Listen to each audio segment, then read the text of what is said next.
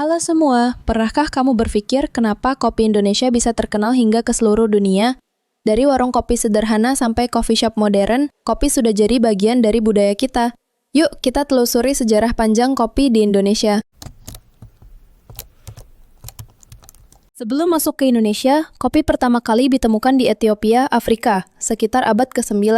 Dari sana, kopi menyebar ke Arab, lalu menjadi bagian penting dari budaya Timur Tengah. Dari pelabuhan Mocha di Yaman, kopi mulai diperdagangkan ke Eropa dan akhirnya sampai juga ke Nusantara. Belanda membawa bibit kopi Arabica dari Yaman pada akhir abad ke-17. Bibit pertama ditanam di Batavia, tapi tidak bertahan lama. Belanda lalu mencoba di dataran tinggi Jawa Barat, dan ternyata iklim tropis serta tanah vulkanik Indonesia sangat cocok.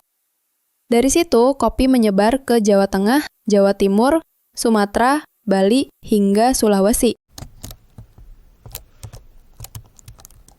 Pada abad ke-18, Belanda melihat potensi kopi sebagai komoditas ekspor utama. Lewat sistem tanam paksa atau kultur stelsel, petani pribumi diwajibkan menanam kopi untuk Belanda. Hasilnya, kopi dari Jawa membanjiri pasar Eropa. Bahkan istilah "a cup of Java" muncul sebagai sebutan untuk secangkir kopi.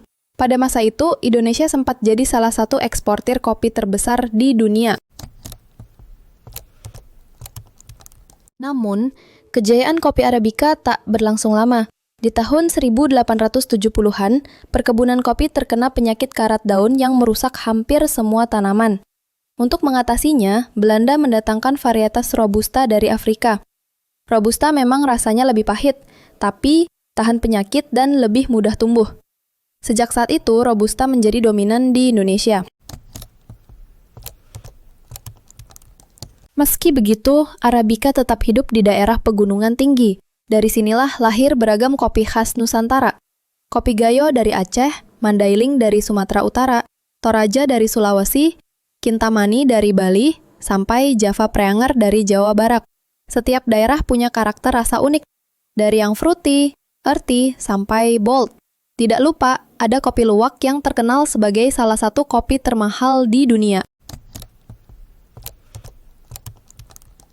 Kopi bukan hanya komoditas, tapi juga budaya. Dari dulu, masyarakat sudah punya tradisi minum kopi. Kopi tubruk di Jawa, kopi tarik di Aceh, kopi susu di Sumatera Barat.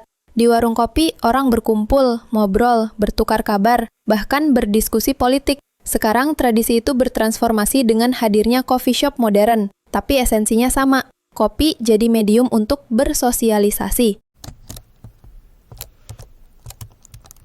Sekarang, Indonesia adalah produsen kopi terbesar keempat di dunia. Kita mengekspor jutaan ton kopi setiap tahun, tapi juga punya pasar dalam negeri yang besar. Banyak roaster dan barista lokal yang sukses memperkenalkan kopi Indonesia ke dunia. Jadi, kopi kita bukan cuma produk, tapi juga identitas bangsa. Dari Ethiopia ke Yaman, dari Batavia hingga ke seluruh Nusantara, kopi sudah melewati perjalanan panjang sampai jadi bagian hidup kita. Jadi, kalau hari ini kamu menikmati secangkir kopi, ingatlah bahwa di baliknya ada sejarah yang kaya. Nah, kopi favorit kamu apa? Tulis di komentar dan jangan lupa like serta subscribe. Sampai jumpa!